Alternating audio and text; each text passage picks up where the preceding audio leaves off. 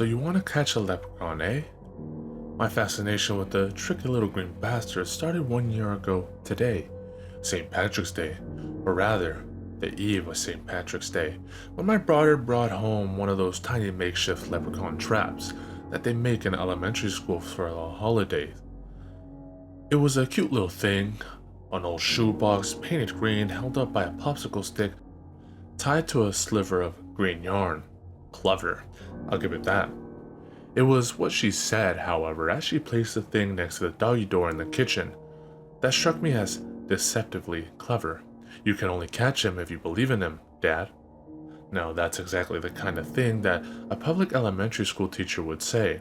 If it doesn't work, you didn't believe hard enough. A good excuse, no doubt, which leads to my first and most important point. And let's get it out of the way. You don't actually believe in leprechauns, I know. It's a cute idea, the whole pot of gold at the end of the rainbow scenario. But let's be adults here. Scientifically speaking, anyways, rainbows have no end. They're circles, which makes the entire idea one big joke. Kids eat this stuff up, just like Santa Claus or the Tooth Fairy, but just like anything that's too good to be true, it isn't. There's no pot of gold because there's no end to a rainbow, and there's no little Irish guy that you can catch that will magically grant you 3 wishes to let him go. Right? Well, so I thought. See, despite my unbelief, my daughter very much believed in the whole leprechaun thing, and that's the part that matters. How's the proverb go? Faith like a child? That's the idea here. So step 1 is that you need a child, presumably yours. If you don't have a child, then I question your interest in the whole leprechaun thing to begin with, but I digress. Obviously the younger the better, because younger children tend to be more, pardon my bluntness, stupid. They believe in a lot, and you'd be surprised as to how large of a commodity belief is in the world of supernatural. In a word, very. Step 2 is getting to know your adversary. Just like any hunter, you got to get, at least in a rudimentary sense, an understanding of your prey. Leprechauns are small, but they aren't stupid. And I know you still don't believe in them, but they don't care. In fact, they hope you don't believe. That's part of their trick. Leprechauns are Irish folklore, obviously, deriving many of their legends and lores from the stories of Celtic fays or fairies. Unlike many types of fae, however, leprechauns are always male. Don't ask, it's magic. And just like most males, leprechauns are mischievous. Oh, and they love money, mostly gold, but you already knew that.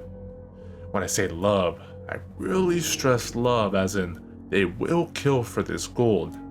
Think about it. Imagine being 3 to 8 inches, maybe taller, I'm not exactly sure, in stature, cunning as all hell to begin with, and schlockered up on Irish whiskey. You'd kill anyone that tried to so much as look at your gold, wouldn't you?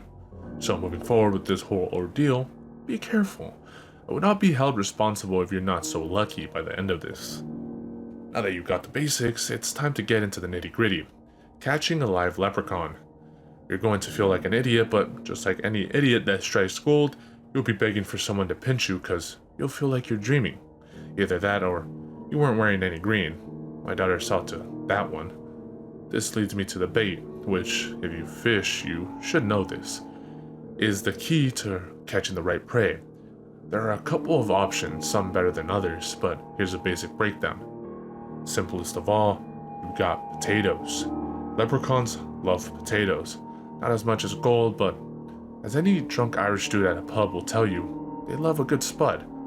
The downside to potatoes is that you'd only entice the really hungry leprechauns.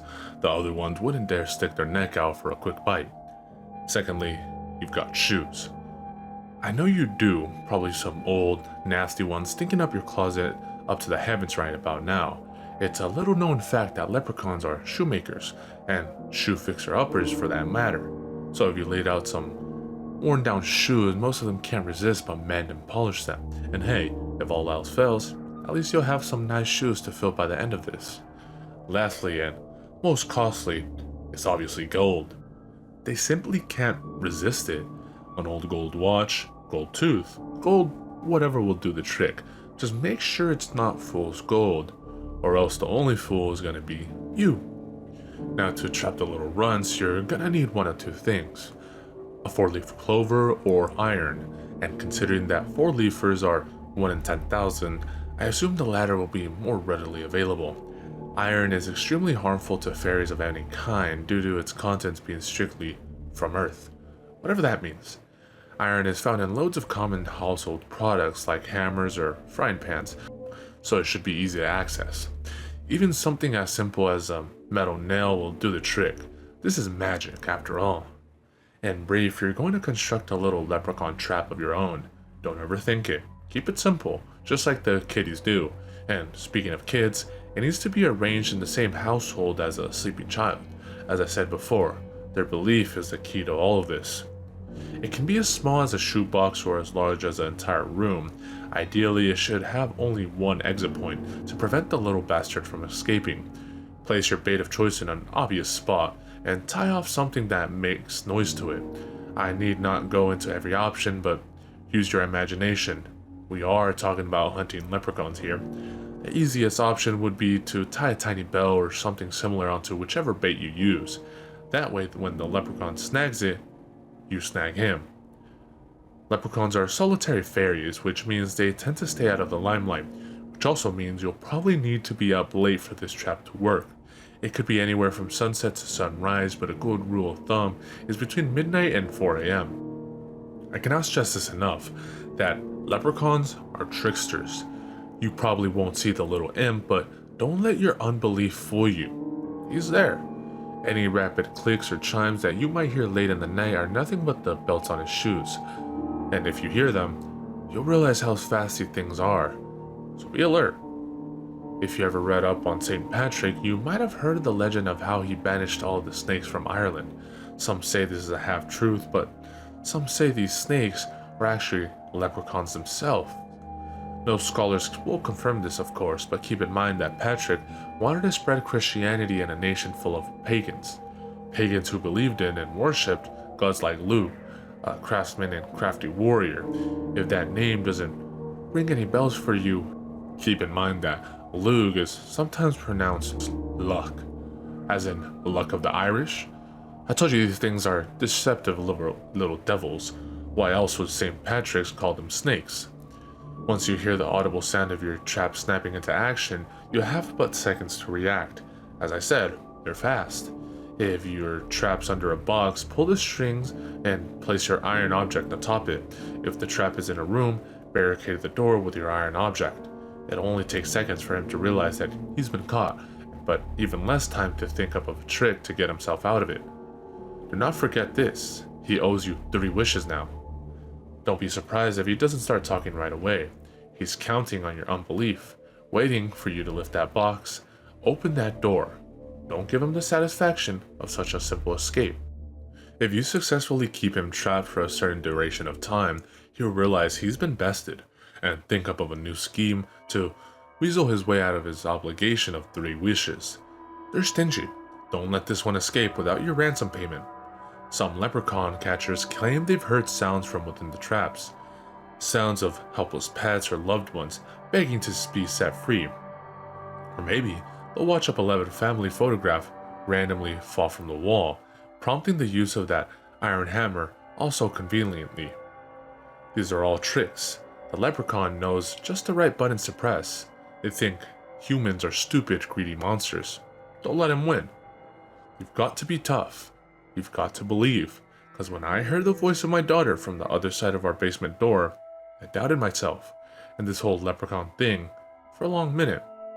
Daddy, why are my school sneakers in the basement? I can't open the door, Daddy. It's a really good trick, the kind that messes with your mind. Do not, no matter what he tells you with that lying, deceptive tongue, open that door, lift that box, and be prepared for a long struggle. Leprechauns don't give up their gold, their wishes, their lies, easily. It might take hours, days, weeks to get the little bastard to give in. Hell, it took mine nearly a week just to give up the whole daughter mimicry charade. It hasn't spoken since, but I refuse to open the basement door until it does. I know it will, eventually. And always remember, it owes you those 3 wishes.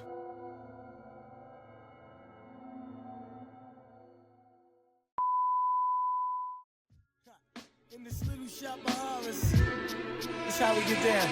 Yeah, enter. The project's on the prairie, scary. Greet you at the gate with Bloody Marys. Blood, a grail full of blood. Back to the cemetery, get more blood. Standing on the grave, drinking blood, smoking bones. We seen a crew of ghouls running by with stolen tombstones. With Hell's Angels on the chase, they lust to bust a black skull. Want you embrace, they tie you up in chains and they stomp on your face. They go to purgatory and they beat the fucking case. I look around, man.